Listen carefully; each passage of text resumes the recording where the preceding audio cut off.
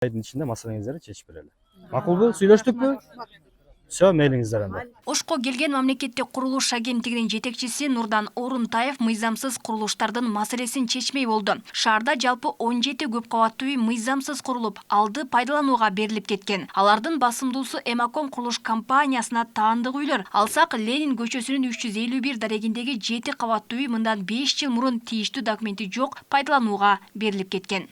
Анан кийин ошо коммерческий услугаларды төлөйбүз, ошол кыйнап атат бизди. И документибиз жок.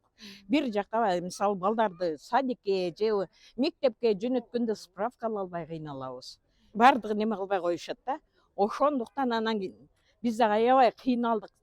Почти 20 жылдан бери жашайбыз. 5 жылдан бери ушинтип кыйналып неме алып келип, акыры үнүбүз жеткен экен, мына Орунтаев келип, чечип берем деп убада берип кетти. Мында мыйзамсыз курулуштан жабыр тартып, документи жок үй алып, же болбосо акчасын төлөп бир үйгө ээ боло албаган жарандар чогулушкан. Алар болушунча маселесин чечип алуу аракетин көрүп, биринин артынан бири суроо узатып жатышты.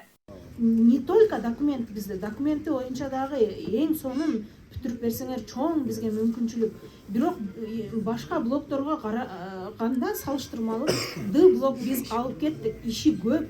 Именно ушул сөгүнө бир эле этажга 3 миллиондон ашык акча кетет экен. Стройканын сысын түшүнбөгөн биз карапайым калк, стройканын көпчүлүгүн түшүнүп калдык да. Мен ага жооп бере албайм. Bizim просто kalma tilegimizce bir uşunda ideli ошондой строительный неме болсо анан мынандай азыр келип алып градостроительство башкабыз биз. Ош шаарындагы мыйзамсыз салынган же аягына чейин бүтпөй калган үйлөрдүн көбү 5-6 жыл мурда курулушун баштап, маселе азыркыга чейин чечилбей келген. Алган эмес айрымдары колдонууга берилип, бирок коммуналдык кызматтар толук киргизилген эмес. Бул маселелер жашоочулар менен мамлекеттик курулуш агенттигинин жетекчиси Нурдан Орунтаевдин жолугушуу учурунда айтылды. Анда Орунтаев 2 ай убакыт ичинде көп кабаттуу үйгө документ даярдаларын убадалады. Маселени ушул аркабызда турган блок боюнча маселени чечсек болот. Муну биз 1-2-3 айдын ичинде документтештирүү маселесин биз чечип беребиз. Компаниянын жетекчилери камалгандан кийин биз бир гана бийликтен гана үмүтүбүз бар да, башка жолу жок. Ошон үчүн азыр мына эл жабыркап, айрыкча жаштар, бул жерде мен деле мисалы балама үй алгам, ошол боюнча бүтпөй атат. Көптөрү Россияда мигранттар болуп жүрүп атат. Ошолор келе албай жүрүшөт. Себеби ушул жерден азыр 5 үйдө 500 семья жашаш керек.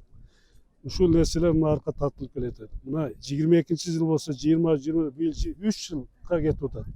Бүтпөй ушул эл ара жолдо калды да. Жарандар эң көп жабыр тарткан компания бул Эмаком курулуш компаниясы. Ал Ашимахунова 26 дарегинде дагы 5 көп кабаттуу үйдү мыйзамсыз курган. Алардын бирөөсү пайдаланууга берилген. Калган 4-өнүн курулушу ара жолдо токтоп калгандыктан жашоочулар өз ара акча топтоп курулушту улантууга аргасыз болушкан. Учурда үйдүн тийиштүү документтери жок, эми аларда толугу менен мыйзамдаштырылары айтылды. Анан ошонун негизинде эле мынакей азыр подвальный жанакы немелер турбайбы? Давайте ошонда бир карап көрөлү. Жакшы болот. Эгер ошону сиздер Сатылат калар. Азыр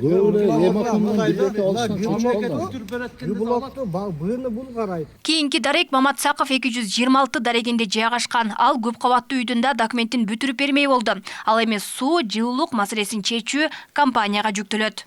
Жок, мунун жок. Мунун объекттин, например, документтери болгон.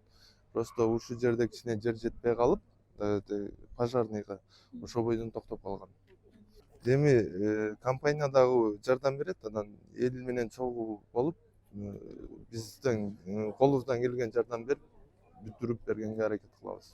Мыйзамсыз делген курулуштардын катарында Астра Плюс компаниясы да бар. Аларда курулушка тиешелүү документтерин алган эмес, бирок үй жашоочулар үчүн пайдаланууга берилген. Мен курулуш компанияны тааныбайм, ачык эле сөз. Бирок курулуш компаниясы бүтүрүп берем деп атат. Эгер колуңуздардан келишинче жардам бергиле. Мында чогулган элдер башында үйдүн техникалык паспортун, жердин мыйзамдуулугун аныкташкан эмес, агалай курулуш компанияларда каражатын алып сатууга аракет кылган. Мындан улам мамлекеттик курулуш агенттиги буга карата мыйзамдарды катаалдаштырып, 2025-жылы талап күчөй турганын эскерткен. Кыргызстан боюнча 224 объект мыйзамсыз курулганы аныкталган, алардын ичинен 15 курулуш компаниянын үйлөрү документтештирилген. Алмагүл Эрке, Байгызы Мирбек Конобаев, Ош ТВ.